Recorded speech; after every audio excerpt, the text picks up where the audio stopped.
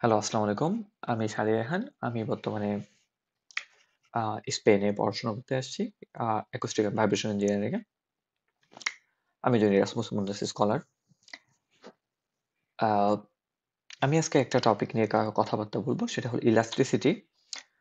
উম এটা হলো ইন্টারমিডিয়েটের কথাবার্তা থেকে শুরু করব। তবে এটা ইন্টারের বাচ্চাদের জন্য না।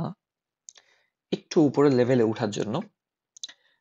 যতটুকু ইন্টারে পড়ানো হয়েছে তার থেকে একটু আপগ্রেডে ওঠার জন্য। তো আমার কথাবার্তায় কিছু জায়গায় ভুল থাকতে পারে। কিন্তু তবুও আমাদের জিনিসগুলো একটু জানতে হবে। হুম, যারা একটু বড় তারা এই জিনিসগুলো একটু দেখবেন। যে জায়গাগুলোতে আ ইলাস্ট্রিসিটি পড়ে আসছি কিন্তু আসলে ইলাস্ট্রিসিটি সম্বন্ধে আমরা এখনো অনেক কিছু জানি না। আ পরবর্তী ভিডিওগুলোতে হয়তো আমি রীতিমতো আরো অনেকগুলা টপিক নিয়ে গল্প করব। আজকে এটা নিয়ে শুরু করি। দেখা যাক। ইন্টারমিডিয়েটে আমরা পড়ে আসছি যে টপিকটা সেটা হলো ইলাস্ট্রিসিটি। আমরা হলো সেটা পীড়ন বিকৃতির সম্পর্ক বলে আমরা জানি। আমরা এরকম কিছু একটা জিনিস দেখছিলাম। সেখানে আমরা এরকম কিছু লেখাপত্র ছিল যেখানে লেখা ছিল পীড়ন আর বিকৃতির মধ্যে একটা সম্পর্ক দেওয়া ছিল। ওকে? আচ্ছা। আ আমরা যদি এই সম্পর্কটার দিকে একটু লক্ষ্য করি, এই সম্পর্কটা কিরকম ছিল? আমরা জানি যে y equals to আমার কলমটা একটু ছোট করে নেই। ওকে।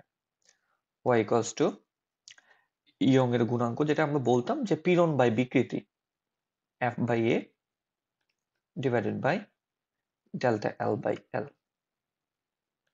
ওকে। এরকম কি জানি একটা ছিল পীড়ন ভাগ বিকৃতি। এরপরে y equals to আমরা বলছিলাম যে এটা f by a L by L. আমরা তারপরে বলছিলাম যে পীড়ন বাই বিকৃতি এই সম্পর্কটা এই যে এই জায়গাতে এই জায়গাতে এই জায়গাটাতে হলো সরল রেখা বরাবর যায়। মানে যতক্ষণ রডটাতে হলো প্রেসার দেওয়া হয়, আমরা সকলেই এটা জানি। ইন্টারমিডিয়েট যেহেতু পার করে আসছি এটা একটু বড়দের জন্য। রডটাতে প্রেসার দেওয়া আস্তে, আস্তে রডটা বাড়ে। অহ এটা সমান অনুপাতে বাড়ে। সমান অনুপাতে বাড়ে। বাড়তে, বাড়তে, বাড়তে, বাড়তে একটা সময় যায় যেখানে সে আর লিনিয়ার থাকে না। এই জায়গাটাকে আমরা পোরশনটাকে আমরা বলছি, এটাকে বলছি কি নন লিনিয়ার। আ আমরা ইউনিভার্সিটিতে উঠে অনেকেই নন লিনিয়ার ইকুয়েশন সলভ করি, নন লিনিয়ার ব্যাপার-স্যাপার করি। কিন্তু নন লিনিয়ার এর কনসেপ্টটা মাথার মধ্যে ঠিকমতো কাজ করে না। আজকে এতটুকু জিনিসই বলবো। আচ্ছা, আ এখানে আমি একটু বলবো আর যদি কারো যদি ডিটেইলস এ দরকার হয় তাহলে আমরা পরবর্তীতে আগাবো। অন্য ভিডিওতে। অতটা আমি আগানোর চেষ্টা করব না। এখান থেকে আমরা আসলে এরকম করে যদি আমরা একটা রড কল্পনা করি, এখানে একটা বিন্দু নেই P, এখানে একটা বিন্দু নেই Q, তারপরে আমরা বলি যে রডটা হলো ২ দিকে আগায় গেল, একটা একটু আগায় গেল, আরেকটা আরেকটু আগায় গেল। একটা P প্রাইম, একটা Q প্রাইম। সেখান থেকে আমরা পরবর্তীতে হলো আ P প্রাইম, Q প্রাইম এরপরে হলো আমরা বলতেছি যে আমরা যদি আমাদের কিছু ফর্মুলা সলভ করি, আমরা যদি y এর ওই ফর্মুলাটা এই ফর্মুলাটা নিয়ে আসি y equals to f by a delta L by L তাহলে সেখান থেকে আমরা হলো আম এরকম করে লিখতে পারি। আমরা যদি আ f এর মানটা লিখার চেষ্টা করি, f equals to a f equals to আহা এটা এরকম কিছু একটা হবে y delta L by L আর এটাও মনে হয় গুণ হবে a। তারপরে f equals to আমাদের m a ছোটবেলাকার পড়ানো জিনিস m a acceleration কে আমরা লিখতে পারি square u by delta t square সেখান থেকে y এ ডেল্টা এল কে আমরা লিখতে পারি দুইটার পার্থক্য u2 মাইনাস u1 ভাগ টোটাল লেন্থ। ওকে, তাহলে হলো x বা l বা x whatever আর কি whatever। আচ্ছা, এখান থেকে আমরা যদি এটা হলো নরমালি হলো যেকোনো একটা রডের ক্ষেত্রে আমরা এখন স্পেশাল একটা কেস ধরলাম পি আর কিউ এর জন্য। তাহলে এই ফর্মুলাটা এই যে এই ফর্মুলাটার এই এই ফর্মুলাটা এটা পি এর জন্য একবার হবে এফ পি, আরেকবার হবে এফ কিউ। তারপরে হলো সেই ফর্মুলাগুলোর বিয়োগ করে আমরা এখানে ফর্মুলাটা পাবো। সরি, এখানে হলো এটা হলো এমটাকে আমরা একটু কনভার্ট করে ফেলতে পারি। Okay. আমরা এখানে এমটাকে রো ভি বলতে পারি। ভি এর জায়গায় আমরা সরাসরি, যেহেতু আমরা বড় হয়ে গেছি, আমরা সরাসরি বলতে পারি এটা হলো ভি ইকুয়ালস টু ক্ষেত্রফল গুণন হলো, সেটা হলো আমার প্রস্থ, এটা আমার পার্শিয়াল এক্স ডিএক্স বা কিছু একটা। এখানে আর কি আমরা u two minus u x, এই দূরত্বগুলা এগুলা হলো অনেক ছোট, তো এটা পি ইউ টু কতটুকু বাড়ছে কতটুকু গেছে এটাকে আমরা ডেল্টা এক্স লিখতে পারি, ঠিক আছে। এবং এই যে ছোট এগুলাও হলো ছোট ছোট, ঠিক আছে, এগুলাও হলো ছোট ছোট। আচ্ছা, এরপরে হলো আমরা এরকম করে লিখতে পারি, আমরা তারপরে বলতে পারি যে এরকম করে delta u two minus delta u one by delta x. যদিও এভাবে লেখা ঠিক না, এটা আলাদা আলাদা করে লেখা ঠিক। আমি বুঝানোর খাতিরে বলতেছি যে এটা এভাবে করে লেখা সম্ভব। ও মানে ফিজিক্সে তো অনেক কিছুই সম্ভব হয়, ম্যাথে তো অত কিছু সম্ভব হয় না। আচ্ছা, কোনো কিছু ভুল করলে যদি আমার স্যাররা এখন গালি দেবে, বলবে যে হ্যাঁ এটা কি লিখছে। আচ্ছা, এ আমি দুপাশে ক্যান্সেল আউট করে দিলাম, আর এপাশকার ডেল্টা এক্সটা আমি ওপাশে পার করে দিলাম। তাহলে হলো আমার এখানে চলে যাবে rho delta square you by delta T square equals to y delta u two minus delta u one by delta x square. তার মানে এই যে এখানে এই পাশে এই পার্শিয়ালটা যেটা ছিল ওটা ওখানে পার হয়ে যায়, আমি স্কোয়ার করে দিলাম। যদিও এই যে এই ডিফারেন্সটা, এটাও যেহেতু একটা আরেকটা হলো দূরত্বের ডিফারেন্স, তো এবং সেটা হলো সেকেন্ড ডেরিভেটিভ এখানে হয়ে যাচ্ছে, তাহলে ওটাকে আমরা লিখতে পারি Y delta U square by delta x square. আচ্ছা, rho delta square you by delta T square, whatever. আমাদের এখানে এই জিনিসটা, যে জিনিসটা হলো পাইলাম, আমরা সেখানে একটা একটা পাই গেছি wave equation, that is a wave equation. এখনো এটাকে ওয়েভ ইকুয়েশন বলা যায় না, আসলে রোটাকে ওপাশে পার করে দেয় এবং তারপরে সেটা হলো সি স্কোয়ারের সমানুপাতিকে C equals to root over Y by rho এরকম করে লিখে আসল ওয়েভ ইকুয়েশনটা আসলে রিপ্রেজেন্ট করে। সেটা দেখতে এরকম হয়, delta square you by delta T square equals to Y by rho delta U square, partial আর কি বেসিক্যালি, আমার বলতে ভুল হতে পারে। আচ্ছা আচ্ছা, তাহলে এটাকে ওরা বলতেছে সি স্কোয়ার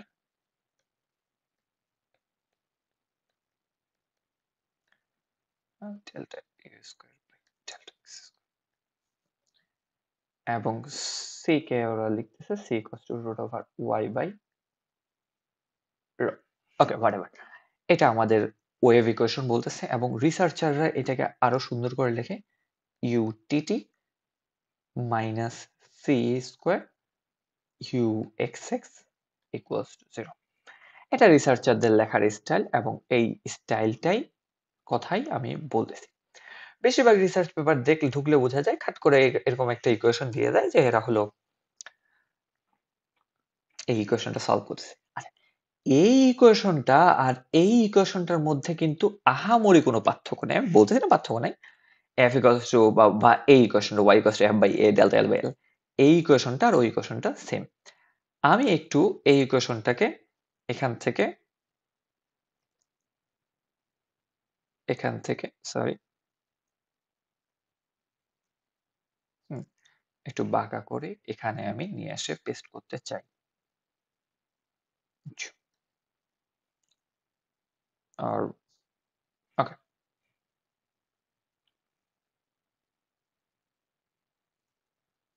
ঠিক আছে, আমি একটু এই ইকুয়েশনটাকে এখানে নিয়ে এসে পেস্ট করলাম। তাহলে এই y equals to f by a delta by l, এই জিনিসটার u t t c square u x x, এই জিনিসটা দেখতে ডিফারেন্ট হইলেও জিনিস দুইটা হলো সেম। কি কতটা উইয়ার্ড না, তাই না? মানে কতটা উইয়ার্ড লাগতেছে জিনিসটা দেখে, যা ও মাই গড, এই দুইটা জিনিস সেম, কিন্তু এই দুইটা হলো সেম। এখন সমস্যাটা কি? সমস্যাটা হলো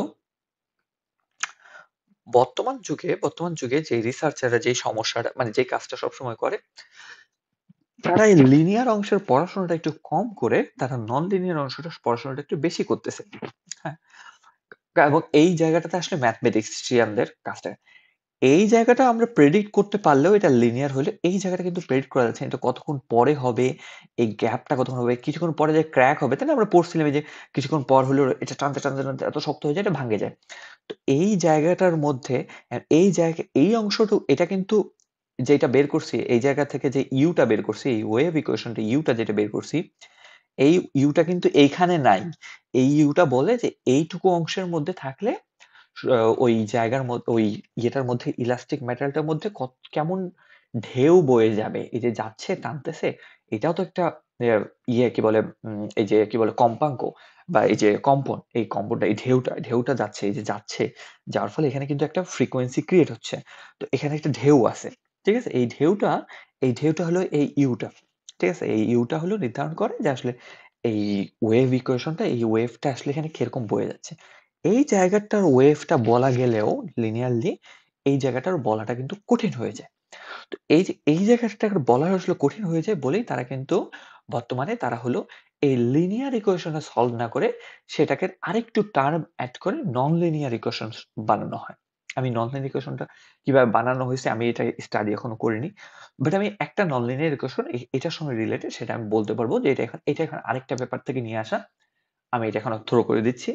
কোন জায়গাটাতে চেঞ্জ করার কারণে নন লিনিয়ার হচ্ছে? নন লিনিয়ার তো পড়ে ফেলছি আমরা, কিন্তু আসলে নন লিনিয়ার সম্বন্ধে আমাদের তেমন একটা কনসেপ্টটা এখানে তৈরি হয়নি। চলুন দেখা যাক।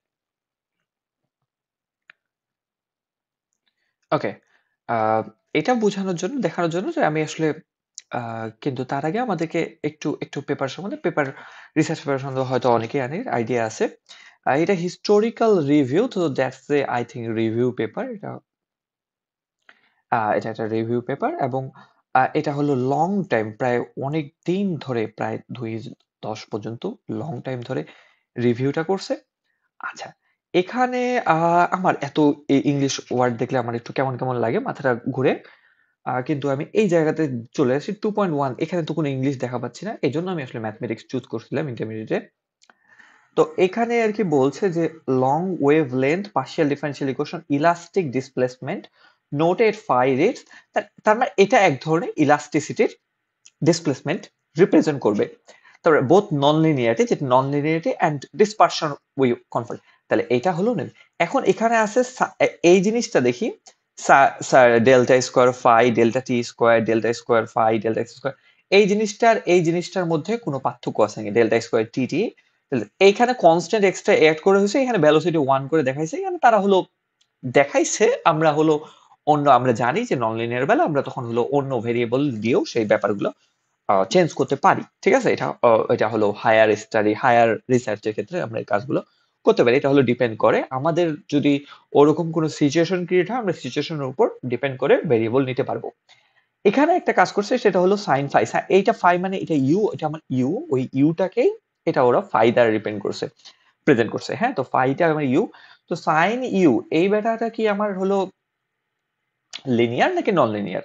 আচ্ছা, লিনিয়ার আর নন লিনিয়ারের ক্ষেত্রে আমরা হলো আমার তরিকুল স্যার বলছিল যে কয়েকটা ক্ষেত্র হবে, তার মধ্যে একটা হবে যে কি হবে যে higher power of dependent variable. তো এখানে আর কি এক্স আর টি দুইটাই নিচে আছে, যার ফলে এগুলো হলো ইন্ডিপেন্ডেন্ট ভেরিয়েবল। তাহলে আমার ইউ হলো ডিপেন্ডেন্ট ভেরিয়েবল, যেরকম হলো আমাদের ইউ স্কোয়ার বা ইউ কিউব এরকম থাকলে এটা হলো আমরা বলতে পারি যে আমরা হলো এই ইকুয়েশনটা হলো নন লিনিয়ার। তারপর সাইন ইউ ট্রান্সেন্ডেন্টাল নামে একটা শব্দ বলছিল, সেটাও কিন্তু আমাদের depend transcendental function of the dependent variable, sign কস এরকম। এগুলা আবার কেন, এগুলাকে আমরা যদি আবার টেইলর দ্বারা যদি আমরা কনভার্ট করি তাহলে আমরা পাই হলো 1, আই থিঙ্ক আমি ভুলে যাই টেইলরটা বারবার, u cube by 3 factorial minus plus then u to the power 5 by 5 factorial whatever, এরকম একটা আছে আর কি, ঠিক আছে? টেইলর যদি আমি এটাকে কনভার্ট করি তাহলে আমার হলো এক্সপানশন করলে আমার এটা এরকম কিছু একটা হবে। আচ্ছা, এই টাইপের এই 2-3 টাইপের জিনিসগুলো হইলে আমার সেটা হলো 3 টাইপের হলে বেসিক্যালি আরেকটা টাইপ হলো আচ্ছা আরেকটা টাইপ কি জানি ছিল? হায়ার পাওয়ার আচ্ছা এরকম কিছু একটা। তো এরকম হলে সেটাকে আমরা বলতে পারি এটা নন লিনিয়ার। তাহলে এইখানে হলো আমার ইউ এর বা ফাই এর আমার এটাকে সাইন করার কারণে এটা হলো নন লিনিয়ার। তাহলে এই জায়গায় সাইনটা আনার কারণে সে হলো শুধুমাত্র এই আমাদের স্ট্রেস আর স্ট্রেইন এর এই অংশটুকু না বড় অংশটুকুও সে হলো কভার করবে। যার ফলে আমাদের এই যে এইরকম একটা ইকুয়েশন তারপরে এরকম আরো কিছু ইকুয়েশন এরকম কিছু পেপারে থাকতে পারে। যেরকম এই ইকুয়েশন বয়সেন্সকে কেডিফিক প্যারাডিজম এই ইকুয়েশন গুলো সম্পূর্ণ প্রত্যেকটাই ইলাস্টিসিটি রিলেটেড যেখানে যেখানে ইলাস্টিসিটি আমরা ইউজ করতে পারবো যেখানে লাইনটা পড়বে the standard deviation of crystal boson related to many books আছে সেখানেও হলো এবং এটা হলো নন লিনিয়ারিটি তাহলে এটা এখানে দেখতে হবে এটা যদি ইলাস্টিসিটি রিলেটেড হয় তাহলেই আমরা শুধুমাত্র এই ইকুয়েশনটা ওখানে ইউজ করতে পারবো। দেখো এই ইকুয়েশনের এই যে ২ টা পার্টই আমাকে বলছে যে এটা আমরা মোটামুটি হয়তো আমরা এখানে পারবো। কারণ আমাদের এখানে ডবল টি আর ডবল এক্স আছে। তো আমরা এই ইকুয়েশন গুলো এখানে ইউজ করি। এগুলা সবগুলো দেখেই বোঝা যাচ্ছে এগুলা হলো নন লিনিয়ার এবং এগুলা সম্পূর্ণটাই হলো elasticity related. And elasticity related মানে কি? ইলাস্টিসিটি কোন জায়গায় আছে? শুধু কি রডের মধ্যে ইলাস্টিসিটি আছে? না। বিষয়টা এমন যে ইলাস্টিসিটি শুধুমাত্র ওই রডের মধ্যে আছে এরকম না। আমাদেরকে ভাবতে হবে যে এমন কিছু যেটা হলো ব্যান্ড হচ্ছে, যেটা হলো স্ট্রেস হচ্ছে এরকম কিছু। রাবারের মধ্যে ইলাস্টিসিটি আছে। রাবারটা একটা অদ্ভুত জিনিস। রাবারটা যদি আমরা আ কল্পনা করি রাবারটার মধ্যে শুধু কি আমাদের রোটা চেঞ্জ করলেই আমরা রাবারের আ লিনিয়ারলি আমরা এক্সপানশন টা পাবো না। রাবার জিনিসটা এরকম ব্যান্ড করে। সো তাকে হলো আমরা নরমালি হলো আ নরমাল ইয়েতে ফর্মুলায় ফেললে পাবো না। রাবারকে আমাদেরকে অবশ্যই নন লিনিয়ার ইকুয়েশন এর মধ্যে আনতে হবে। তো সায়েন্টিস্টরা এই সকল জিনিসের উপর কাজ করছে। এগুলোর উপর আমার কাজ চলতেছে। আমরা আমরা আমি বহুদিন ধরে কাজ করতেছি। সামনে আরো করব। তবে এই জিনিসটা থেকে এই জিনিসটা আসা এটাই বলার। এরপরে আমি আরো কাজ আপগ্রেড করলে সামনে জানাবো। কিন্তু এরপরেও এই জিনিসগুলো থেকে আরো কিছু জিনিস আমার কিছু বলার আছে। যেরকম আ আসলে সলিউশন এই ইউটা যে বের করে ফেলি, এই ইউটা আসলে আমাদের কি নির্দেশ করে? সেটা কি শুধুমাত্র ওই ওয়েভটাই নির্দেশ করে? এই ওয়েভটা নির্দেশ করে যে ওয়েভটা আমাদের যাবে, ওয়েভটা প্রপাগেট হবে সেইটা? সেই ওয়েভটাই নির্দেশ করে? নাকি আরো অনেক কিছু নির্দেশ করে? এইজন্য আসলে ৪ টা জিনিস আসে আরকি। আমি ৪ টা জিনিস একটু DeepSeek থেকে কপি করে নিয়ে আসি। আচ্ছা। তো এই যে এখানে যেটা বলছিলাম, এখানে এই ৪ রকম জিনিস আছে। ১ম কথা হলো সলিটনস এটা সাধারণত ওয়েভ নিয়ে কল্পনা করে যে আসলে ওখানে ওয়েভটা কেমন হবে? সেটা হলো সলিটারি ওয়েভ হবে। মানে ওইখানে যে যাবে সেটা কি সেম রকম থাকবে? সেটা কি সেম রকম থাকবে না? আম এই সকল জিনিস হলো সলিটনস কাজ করে। chaos এবং এইখানে এই যে balance, non linearity, dispersion, strain, waves in rubber, রাবারের মধ্যে ওয়েভটা কেমন হবে? এগুলা নিয়ে কল্পনা chaos জিনিসটাকে এখানকার মধ্যে ভাইব্রেশনটা কেমন হবে? সেনসিটিভিটি, ইনিশিয়াল কন্ডিশন এটা আবার ইনিশিয়াল কন্ডিশনের উপর ডিপেন্ড করে। তারপরে আসলে ফ্রাক্টালস। ফ্রাক্টালস কি বলে? যেরকম ক্র্যাক। একটা এই ওয়েভটার ফলে কি ওই অ্যা হাই লেভেলে আমরা বলতেছি হাই লেভেলে যদি টান পড়ে তাহলে অবশ্যই ক্র্যাক হবে। এই ক্র্যাকটার প্যাটার্ন কেমন হবে সেটাও ওই ইকুয়েশন দিয়ে আমরা বের করতে পারবো। রিকার্সিভ নন-লিনিয়ারিটি বাইফরকেশন ক্রিটিক্যাল মনে করেন যে আ একটা থেকে ২টা থেকে ক্রিটিক্যাল প্যারামিটার। তো এই জিনিসগুলো আস্তে আমরা ডেভেলপ করতে পারবো এবং প্রত্যেকটা ইকুয়েশনই হলো ওই ইকুয়েশন থেকে আস্তে যেরকম করে আমরা y equals two f/a l/l থেকে আসলাম। এরপর এখান থেকে নন লিনিয়ার ইকুয়েশন আসলাম। এরপরে আবার আস্তে আমরা এই ইকুয়েশন গুলোতে আসতে পারবো। Non linear equation non linear টার্মটা এক্সট্রা করে এড হয়। সেটাও হলো অন্য ইকুয়েশন অন্য একটা হাই লেভেলের নন লিনিয়ার ইকুয়েশনের সাথে মার্জ করে সেটা মডিফাই করে তারপরে একটা নন লিনিয়ার ইকুয়েশন নিয়ে আসে। এই জিনিসগুলো নিয়ে আমি পরবর্তী ভিডিওতে বলবো। এরপরে আসি আরো একটা টপিকে খুবই ইম্পর্টেন্ট।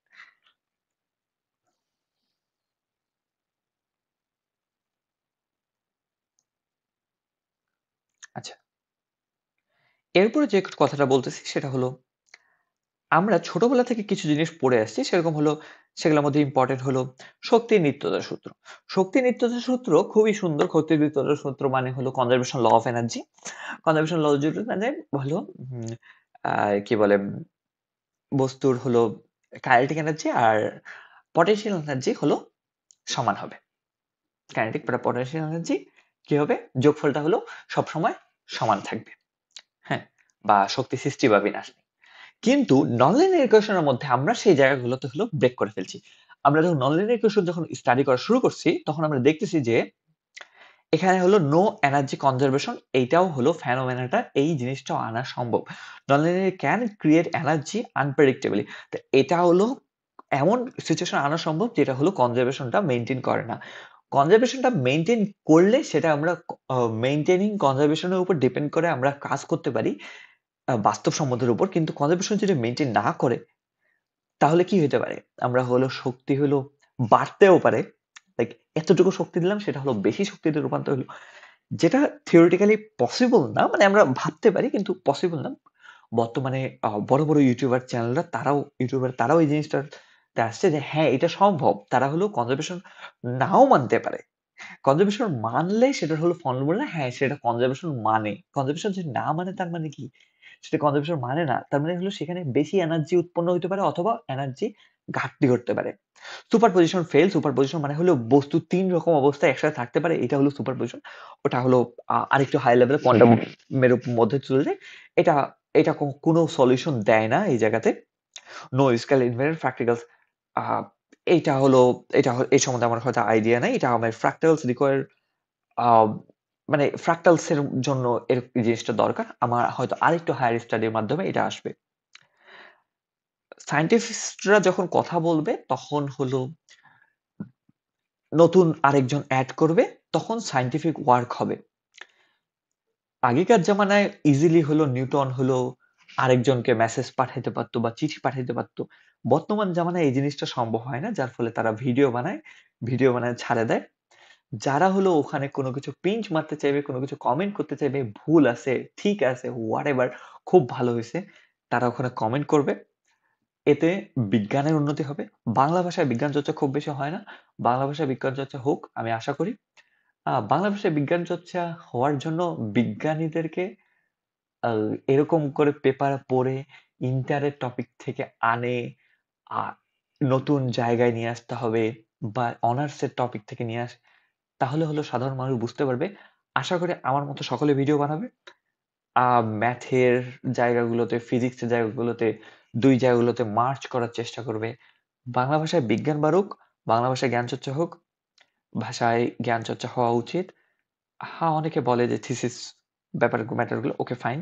কিন্তু বিজ্ঞানের যে ভাষাটা মানে কথা বলে যে বিজ্ঞান যে হ্যাঁ, এক সায়েন্টিস্ট যে আরেক সায়েন্টিস্টকে জার্মান ভাষায় শিখাইতো, এক সায়েন্টিস্ট আরেক সায়েন্টিস্টকে স্প্যানিশ ভাষায় শিখাইতো। তারা নিজেদের মধ্যে না তোমার এটা ভুল ছিল, না রাদারফোর্ডের ভুল ছিল, না ইয়ের ভুল ছিল। একজন একজনকে বিট করতো, হ্যাঁ, অমুক জন এটা ভুল করছে। তার বিপক্ষে পাবলিশ করতো। আর্টিকেল পাবলিশ হোক, বাংলায় কথাবার্তা হোক, Facebook comment box, YouTube comment box এগুলা জায়গায় বিজ্ঞান চর্চা ভরে যাক। এই আশা রেখে আমি আমার আজকের ভিডিও শেষ করছি। আল্লাহ হাফেজ।